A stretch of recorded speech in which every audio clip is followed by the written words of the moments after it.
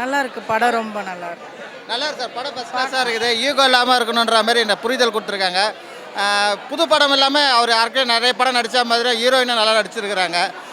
நல்லா பார்க்க வேண்டிய படம். குடும்பத்தோடு நல்லா நண்பர்கள் ஈகோ இல்லாமல் பார்க்கணும். நல்ல படம் இது. நல்லா இருக்கு. நல்லா இருக்கு படம், நல்லா இருக்கு. அப்பா அம்மாவை எப்படி பார்த்துக்கணுன்றதுக்காக ஒரு எடுத்துக்காட்டாக அது கொடுத்துருக்காங்க. எல்லாரும் படித்து அதுக்கேற்ற மாதிரி அந்த படத்துக்கு ஏற்ற மாதிரி நடந்துக்கிறது நல்லாயிருக்கும். நல்லா இருக்கு படம், நல்லா இருக்கு. தேங்க்யூ. பார்த்துட்டு போங்க. ஸ்டோரி என்ன சொல்கிறாங்கன்னா, சின்ன சின்ன விஷயத்துக்கெல்லாம் சீக்கிரம் பிரேக்கப் பண்ணாதீங்க. சின்ன விஷயத்துக்காக ஈகோ பார்த்துட்டு அவங்களோட ரிலேஷன்ஷிப்பை பிரேக் பண்ணிட்டு போயிடுறீங்க. ஆனால் எண்ட் ஆஃப் த டே மனசில் அந்த லவ் இருந்தாலும் ஒரு ஈகோ, நான் ஏன் பண்ணணும், நான் ஏன் போகணும், நான் ஏன் பேசணுன்றது மனசில் இருக்குது. ஆனால் வெளியில் காட்டும்போது எனக்கு பிடிக்கலன்ற மாதிரி காட்டுறாங்கல்ல, அது ஈகோனால வர பிரச்சனை. இப்போது சின்ன சின்ன விஷயத்தை உட்காந்து பேசினாலே சால்வ் ஆக போகுது. அப்போ எண்ட் ஆஃப் த டே நீங்கள் அதுக்கு வருத்தப்பட வேண்டாம். அதுதான் சொல்கிறாங்க படத்தில். விஷுவலாக ரொம்ப நல்லா எடுத்திருக்காங்க. சாங்ஸ் ரொம்ப சூப்பராக இருக்குது. பேக்ரவுண்ட் ஸ்கோர் எல்லாமே நல்லா இருக்குது படத்தில்.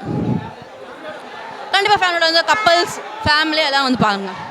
படம் சூப்பராக இருந்துச்சு. நல்ல கான்செப்ட், பிஸ்கெட் பற்றி எடுத்ததுனால நல்லா இருந்துச்சு படம். நல்லா ஃபேமிலியோடு பார்க்கலாம். ஒரு 2-3 வாட்டி பார்க்கலாம். நல்லா இருந்துச்சு. ஹீரோயின்ஸ் ஸ்டோரி வந்து சண்டை போடாமல் ஒன்றா இருக்கணும், அதை தான் சொல்ல வந்தேன். நல்லா இருக்குது படம், ஃபேமிலியோடு பார்க்கலாம். நல்லா இருந்துச்சு, சூப்பராக இருந்துச்சு. நல்ல கான்செப்ட் நல்லா இருந்துச்சு. டிஃப்ரெண்ட்டாக எடுத்திருந்தாங்க, நல்லா இருந்துச்சு. ஃபேமிலியோடு பார்க்கலாம். நல்லா இருந்துச்சு. கதை என்னன்னா, இன்றைக்கி காலகட்டத்தில் இருக்கிற யங் ஜெனரேஷன்லாம் அவசரமாக பார்த்த உடனே லவ் பண்ணுறது, அப்புறம் வேகமாக கல்யாணம் பண்ணி ஸ்பீடாக டைவர்ஸ் பண்ணிக்கிறது. இது இருக்கக்கூடாது. நிறுத்தி நிதானமாக யோசித்து மெச்சூர்டாக ஈகோ கிளாஷ் இல்லாமல் வாழணும். பார்க்கலாம்.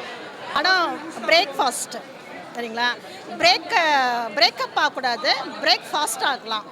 பிரேக்ஃபாஸ்ட்னால் கொஞ்சம் தான், ஒரு 10 minutes 15 minutes அப்படின்றது வந்து ஒரு 1 month 2 months பேசாமல் இருக்கலாம். பட் லைஃப்பை முழுக்க வந்து பிரேக்கப் மொத்தமாக ஆகக்கூடாதுன்றது தான் இது. எல்லாருடைய லைஃப்பை வந்து வீணாக்கிடுறாங்க. நல்லா இருக்கு. சரியா, சூப்பராக இருக்காங்க, நல்லா இருக்கு. நல்லா பண்ணியிருக்காங்க. ஃபேமிலியை வந்து பார்க்கலாம். எல்லாருக்கும் இப்போ இருக்கிற ஜென்ரேஷனுக்கு வந்து ஒரு எடுத்துக்காட்டுங்க. ஏன்னா அப்போ இருக்கிற அந்த இதோட இப்போ வந்து ரொம்ப மோசமாக போயிடக்கூடாதுன்றதுக்கு ஒரு நல்ல படம் கொடுத்துருக்காங்க. ஸோ லைஃப்பை வாழுங்க, வீணாக்கிடாதீங்க.